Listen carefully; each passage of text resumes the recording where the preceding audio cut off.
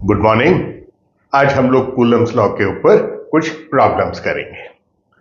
One of the simplest problems is कि आप consider कीजिए आपके पास एक लाइन चार्ज है, फाइनाइट लेंथ है, लंबाई L है, इसके ऊपर टोटल चार्ज Q है, so that I can say charge per unit length is Q upon L।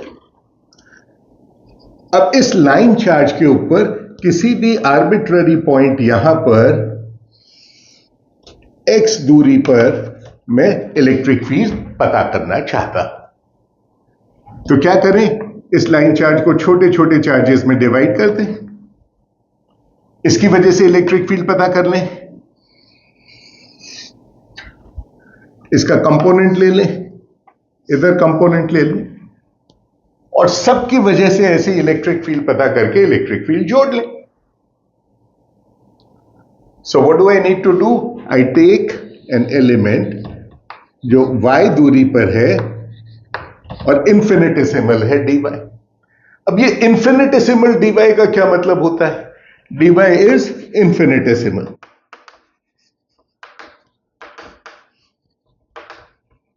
तो हम बोलते हैं सर बहुत छोटा, tending to zero. Tending to zero बोलने में तो प्रॉब्लम है। क्यों प्रॉब्लम है? क्योंकि हमें मालूम है कि चार्ज जो है वो क्वांटाइज्ड है, इसलिए dq जो होगा, dq इज लैम्डा dy। और ये यदि टेंडिंग टू जीरो है तो क्या dq भी टेंडिंग टू जीरो है? लेकिन dq इलेक्ट्रॉन के चार्ज से कम नहीं हो सकता। तो ये इन्फिनिटेसिमल का इंटीग्रेशन में मतलब क्या है आपने जरूर गणित में पढ़ा होगा, लेकिन मैं इसको एक जरा से अलग नजर से और देखना चाहता हूं। कंसिडर कि distance move by a body is given by 5t square plus 1। अब मैं क्या पता करना चाहता हूं? मैं पता करना चाहता हूं what is the speed of this body between 2 and 3 seconds and what is the speed at 2 seconds। तो आसान काम है। Speed at 2 seconds is dx by dt is equal to 10t which is 20 meters per second। Units को मैंने मान लिया ये 20 metre पर सेकेंड है, t is equal to 2। और यदि मैं स्पीड 2 और 3 सेकेंड के बीच में पता करना चाहता हूं तो मैं कहूंगा distance after 2 seconds is equal to 5, this is 21। distance at 3 seconds, this is 46। therefore speed is 46 minus 21 divided by 1 second which is 25 meter per second। तो इन दोनों में तो बहुत फर्क है। सो 1 सेकेंड जो हमने लिया, ये 1 सेकेंड इन्फिनिटेसिमल नहीं है। अब यही काम मैं रिपीट करता हूं, x2 पता किया और x2.1 पता किया, and I find that, do repeat the same thing. उससे जो स्पीड आती है वो आती है मेरी 20.05 मीटर पर second. So the question is, क्या 0.1 सेकेंड इन्फिनिटेसिमल है? आप डिसाइड कीजिए। फिर मैंने लिया x is equal to 2 और x is equal to 2.01 and the answer I get is 20.005 meter per second। So the chances are कि स्पीड को 5 सेंटीमीटर या 0.5 सेंटीमीटर जितना एक्यूरेसी से मेजर नहीं करेंगे, तो हमारे इस पर्पस के लिए यदि मेरा इन्फिनिटेसिमल 0.01 है, that is already very good। So we need not bother about charge of the electron and that tending to zero। Electric field की वैल्यू होगी dE due to the little charge there, lambda dy constant upon x square plus y square। And what about the x component? This is dEx, and x component is cosine of this angle, which means x divided by x square plus y square, इसका half और आ जाएगा, तो मैंने यहां 3/2 कर दिया। इसी प्रकार dEy will be k lambda dy upon x square plus y square, this with one difference, ये negative direction में। What about the resultant electric field? Integrate, put tangent theta is equal to y upon x, So y square is x square tan square theta, dy is equal to x sec square theta d theta, वहां पर substitute किया, so d e x is equal to k lambda x sec square theta d theta.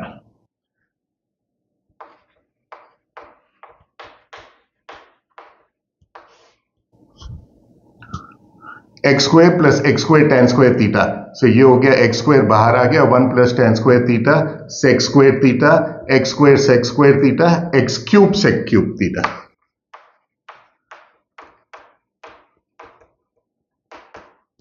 और ये x इधर.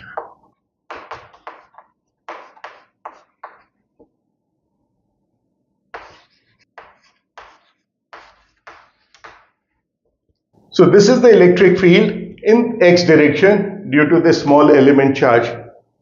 और पूरी line charge की वजह से इलेक्ट्रिक फील्ड क्या होगी, मुझे इंटीग्रेट करना होगा यहां से यहां तक, और वो इंटीग्रल क्या हो गया, वो इंटीग्रल हो गया, इसको हमने कहा थीटा 1, ये है हमारा theta 2, let's call it minus theta 1 and theta 2, therefore electric field E x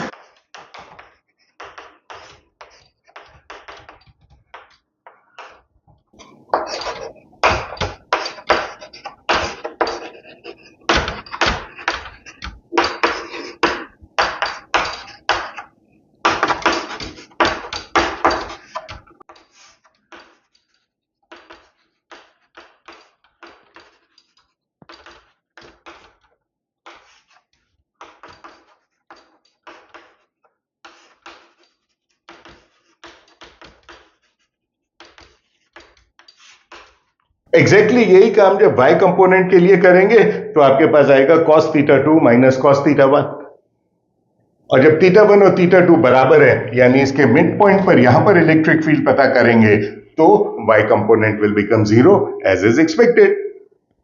इसी में लिमिटिंग केस लगाएं, इनफाइनाइट लाइन चार्ज कर लीजिए, theta 1 goes to minus pi by 2, theta 2 goes to plus pi by 2, ये भी 1 हो गया, ये भी 1 हो गया, so you get 2 and this becomes lambda upon 2 pi epsilon 0 x. So क्या सीखा इससे, इससे ये सीखा कि कूलम लॉ को अप्लाई करके किसी आर्बिट्ररी चार्ज डिस्ट्रीब्यूशन के लिए हम इलेक्ट्रिक फील्ड पता करना चाहते हैं. यदि डिस्क्रीट चार्जेस हैं, एक Q1 एक Q2 एक Q3 Q4, तो किसी भी पॉइंट में हर की वजह से इलेक्ट्रिक फील्ड पता करके समेशन कर लीजिए. और कंटिन्यूअस चार्ज डिस्ट्रीब्यूशन है तो चैलेंजिंग काम जो कुछ है वो इतना सा है कि उसके लिए एक फिजिक्स का फॉर्म लिखना है. क्या फॉर्म लिखना है, ये लिखना है d is equal to k lambda dy upon this, बाकी उसके component. We can repeat this for different kind of charge distributions. Consider a ring charge.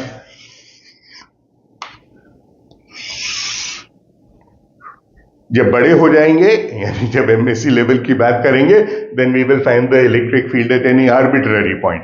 अभी के लिए क्या करते हैं, हम सिर्फ इस एक्सिस के ऊपर इलेक्ट्रिक फील्ड क्या होती है ये पता करना चाहते हैं. मान लीजिए रिंग का रेडियस है r और किसी भी पॉइंट x पर मैं इलेक्ट्रिक फील्ड पता करना चाहता हूं. इसकी एक्सिस पे है यानी रिंग का हर पॉइंट जो है वो इस x से, इस पॉइंट से बराबर दूरी पर है, और वो दूरी क्या है, वो दूरी है, so this distance is x square plus r square. तो ये जो दूरी वाला वेक्टर है दिस डिस्टेंस, इसका इस छोटे से एलिमेंट से वेक्टर क्या बनता है, ये रिंग चार्ज है, एक्सिस के ऊपर यहां पता करना चाहता हूं तो ये वेक्टर क्या हुआ, this vector is always equal to 90 degree. Angle तो इसके डायमीटर से बनाएगा, एक्सिस से बनाएगा, स्मॉल एलिमेंट जो है रिंग चार्ज का उससे तो एंगल हमेशा 90 डिग्री होगा. तो इसमें भी वही काम करते हैं, total charge Q divided by 2 pi r is the charge per unit length, multiply it by small element alpha, यहां पे जो भी हमने लिया कि r d alpha.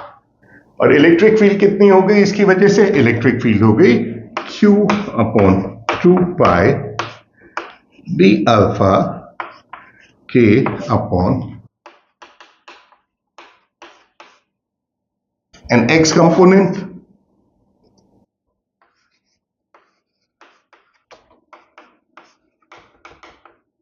Now you integrate over what? X is not a variable. Integrate किस पे करना है? अल्फा पे करना है. अल्फा पे करना है मतलब टिक टिक टिक टिक टिक टिक टिक टिक टिक. और जैसे जैसे अल्फा चेंज होता है, इसमें कुछ भी ऐसा नहीं है जो चेंज होता है. तो d alpha is 2 pi. So this quantity becomes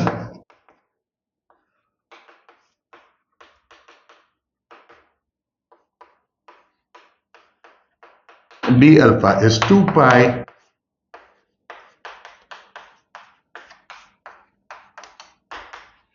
This is the value of the electric field. इसी प्रकार y कंपोनेंट लेंगे. y कंपोनेंट के अंदर क्या बदलेगा? Very interesting. y कंपोनेंट के अंदर बदलेगा, instead of taking x divided by this distance we will take this divided by this distance. लेकिन ये जो क्वांटिटी है, ये अल्फा के साथ साथ पॉजिटिव और नेगेटिव दोनों हो सकती है. और चूंकि ये अल्फा के साथ साथ ये क्वांटिटी पॉजिटिव और नेगेटिव दोनों हो सकती है, तो यू कैन इमीडिएटली सी कि उसकी वजह से ये कंपोनेंट और ये कंपोनेंट कैंसिल हो जाएंगे. Corresponding to every small element on the ring charge here, every small element on the ring charge here, y component through and through cancel हो जाएगा. एक्सेस पे इलेक्ट्रिक फील्ड पता करने का ये सबसे बड़ा फायदा है. अब इसके अंदर जो मैकेनिक्स में प्रॉब्लम की थी, कुछ आसान सी problems immediately one can think of. What happens to the electric field very close to the ring? Very close to the ring मतलब मैं इलेक्ट्रिक फील्ड पता करना चाहता हूं at x which is much less than r. Then what happens? इस x को गायब कर देंगे r के कंपैरिजन में. ये देगा हमको r क्यूब. ये 2 पाई कट गया. बाकी क्या बचा? Electric field k cube. Interesting. Why? Because now what I know that the force exerted on a unit positive charge or on any charge is charge into the electric field. अब यहां पर electric field जो x दूरी पर है, ये positive charge है, तो इलेक्ट्रिक फील्ड इस डायरेक्शन में होगी और फोर्स पॉजिटिव चार्ज पे इधर लगेगा. लेकिन यहां यदि मैंने एक जरा सा नेगेटिव चार्ज रख दिया, तो वो चार्ज जो है इधर फोर्स, एंड जैसे ही it goes on the other side of the ring, तो वापस फोर्स आ जाएगा इस तरफ. यानी एक रिस्टोरिंग फोर्स आ जाएगा which is linearly proportional to x.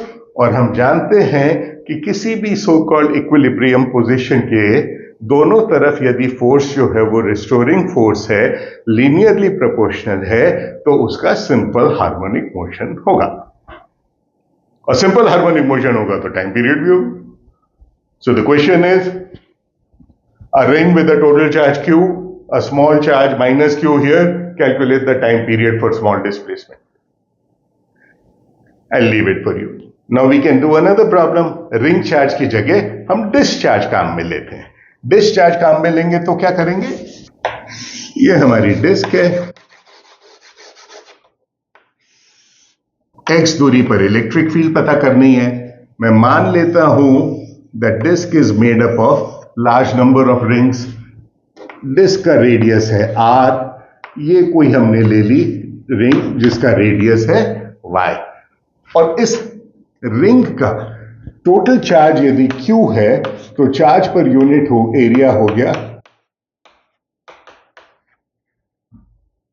तो इस रिंग के ऊपर कितना चार्ज होगा? इस रिंग के ऊपर चार्ज होगा सिग्मा इंटू 2 पाई. तो इस रिंग की वजह से जो इलेक्ट्रिक फील्ड अभी हमने पता की थी, के हमारा कांस्टेंट है, चार्ज कितना है? D q divided by x square plus y square 3/2 into x, क्योंकि हम सिर्फ एक्स कंपोनेंट निकालने में इंटरेस्टेड हैं. और टोटल इलेक्ट्रिक फील्ड पता करनी है तो क्या करेंगे? तो करेंगे E x integral d q के लिए क्या लिखें?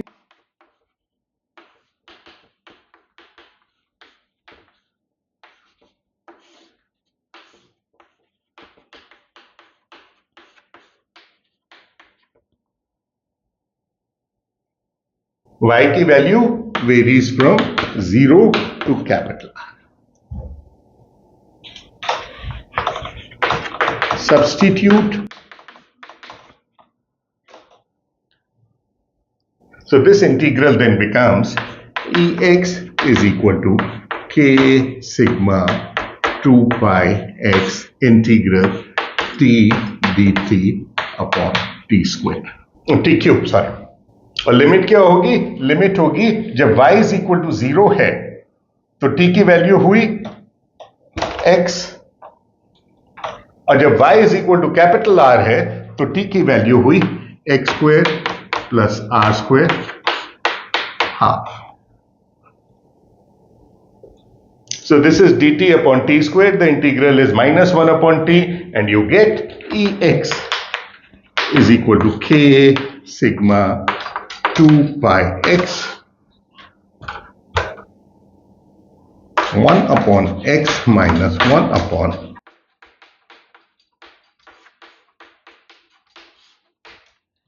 So this is the electric field due to a disk charge along the axis.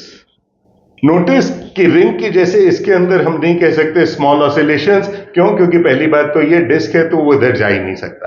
But we can take some other limiting case. Always interesting to take limiting cases. एक limiting case लेते हैं कि radius of the disc becomes infinite.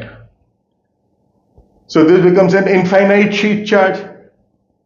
So the moment I put R goes to infinity, this quantity becomes 0. This X cancels. This X cancels, and you do not have then the electric field becomes sigma is sigma upon 2 epsilon 0.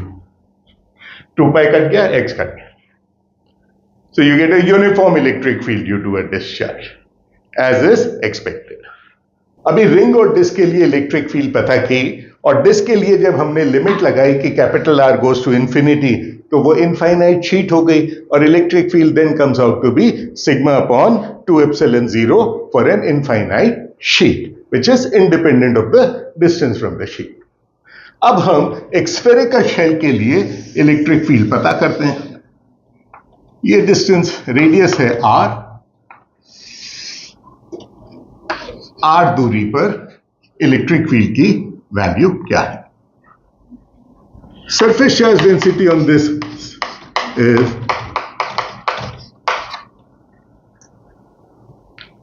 अब sphere के ऊपर जितने भी points हैं हर point की यहां से दूरी अलग अलग है. एज ए रिजल्ट हर छोटे से चार्ज की वजह से वहां इलेक्ट्रिक फील्ड अलग होगी. तो उसको इंटीग्रेट करने के लिए क्या करें? एक ऐसा एलिमेंट चूज करें जिस एलिमेंट से यहां की दूरी सेम हो, और उस एलिमेंट को ऊपर कोई ऐसा वेरिएबल होना चाहिए जिसको इंटीग्रेट कर सकें. क्या करें? ये लीजिए r, रेडियस r लिया है, और यहां हमने एक रिंग बना दी.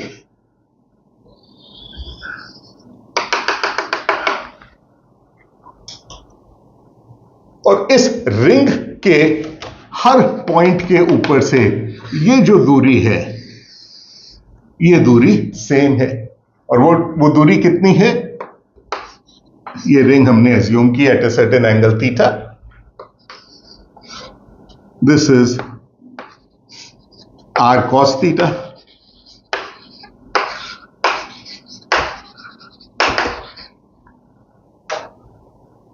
तो हमको इवेंचुअली कंपोनेंट ये वाला लेना है इलेक्ट्रिक फील्ड का, और x component of the electric field जो रिंग का अभी हमने रिजल्ट पता किया था, रिंग के रिजल्ट के लिए हमने क्या पता किया था?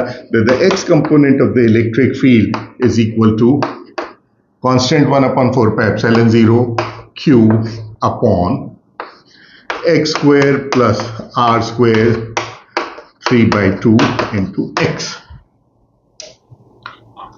where q was the charge on the ring. यही काम अब करेंगे. क्या लिखेंगे? एक्सेप्ट दैट अब मैं एक छोटे से रिंग एलिमेंट के लिए कर रहा हूं तो मैं कहता हूं DEX के चार्ज कितना है इस रिंग के ऊपर? इस रिंग पे चार्ज है DQ which is surface charge density into 2 pi r sin theta r d theta. ये रिंग का रेडियस है और ये r d theta thickness.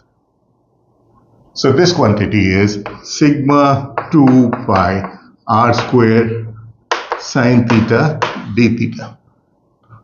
और x क्या लिखे? x क्या है? x रिंग से दूरी. वो दूरी कितनी हो गई? ये दूरी कितनी हो गई?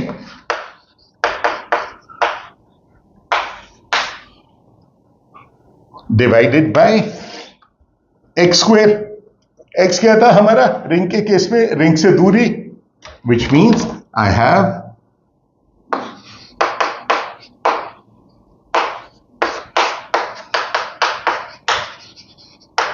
radius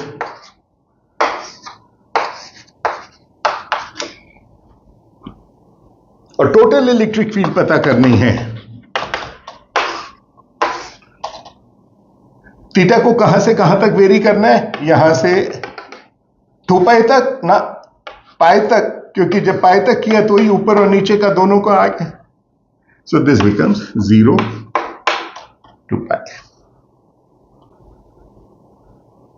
Now to solve this integral, what we do is use the substitution. U is equal to cos theta, du is equal to minus sin theta d theta. When theta is equal to 0, u is equal to 1. When theta is equal to pi, u is equal to minus 1. एक r का factor और होना चाहिए. हाँ, 2 pi r sin theta r d theta. एक r का factor और होना चाहिए. ये r. तो मैं क्या करता हूं, ये सिग्मा के अंदर q upon 4 pi r square है. ये 2 pi r स्क्वायर से काट देते हैं तो बाकी बचेगा एक 2 नीचे बचेगा, q by 2. So the integral that I unfortunately deleted by mistake is E is equal to integral dEx. Let me call this as the x component, which is integral 1 upon 4 pi epsilon 0 surface charge density. Area of the ring element is 2 pi r square sin theta d theta. ये हमारा dq आ गया. x component लेने के लिए r minus r cos theta लिखा और बाकी रहा इसके और रिंग एलिमेंट के बीच की दूरी, नेमली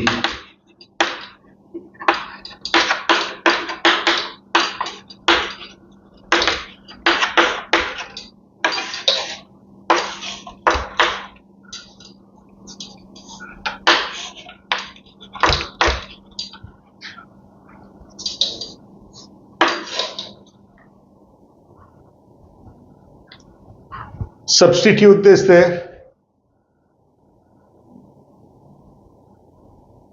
And once you substitute, what you get is k sigma 2 pi r square integral sin theta d theta की जगह लिखा minus du r minus capital ru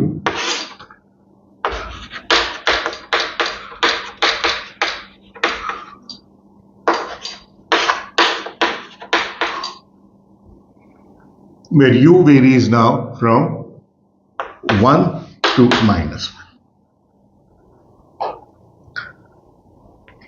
पहले इस टर्म को इंटीग्रेट कर लीजिए, फिर उसको इंटीग्रेट कीजिए. उसको इंटीग्रेट करते हुए integrated by parts, put the limits.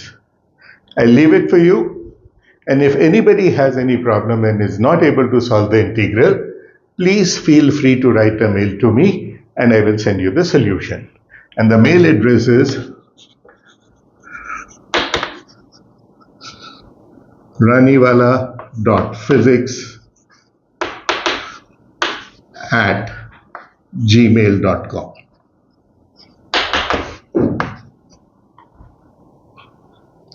And the final answer that you will get for this is electric field is equal to kq upon r square, as if the entire charge of the sphere is concentrated at the center. This is a special property of spherically symmetric charge distributions. अब ये hollow sphere की जगह मैं solid sphere भी ले सकता हूं.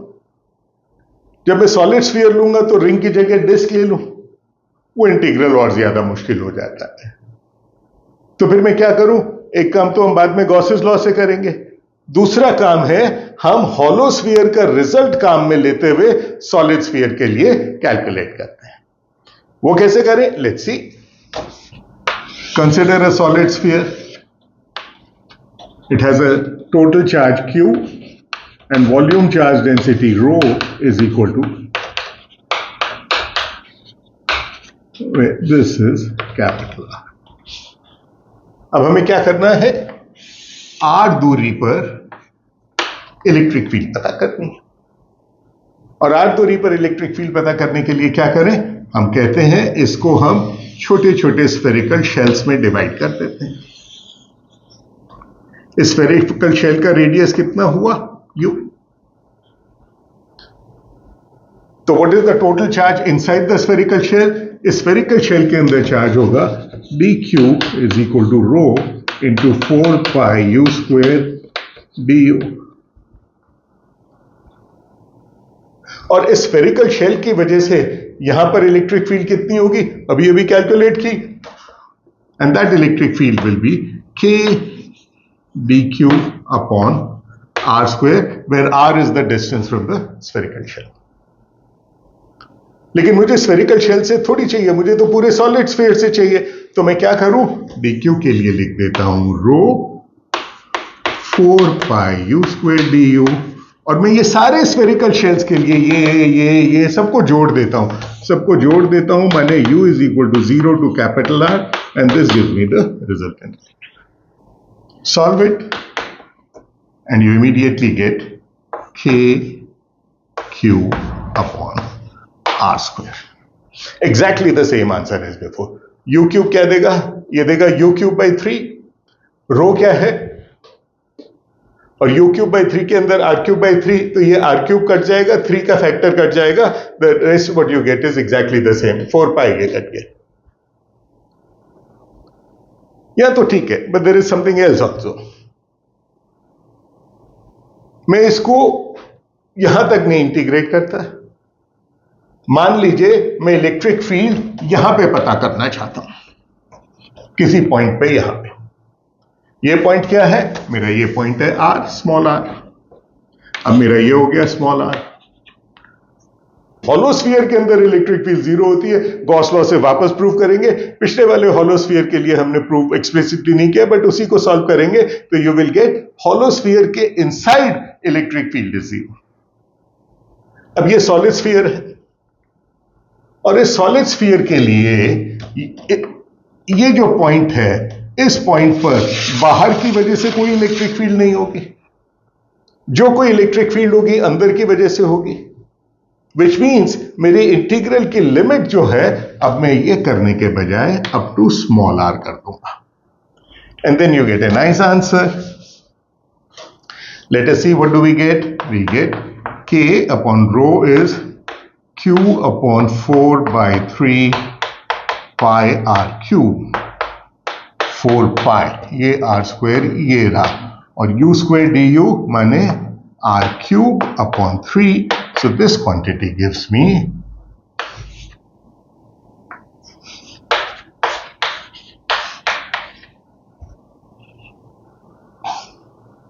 so we get an electric field which is linearly proportional to this. So inside the solid sphere, यदि आप इलेक्ट्रिक फील्ड प्लॉट करेंगे, ये एक सॉलिड स्फीयर है, यूनिफॉर्मली चार्ज है. Plot electric field as a distance of r. क्या आएगा? Up to the radius linearly proportional. After that 1 upon r square. Hollow sphere के लिए क्या आएगा? हॉलो स्फीयर के लिए आएगा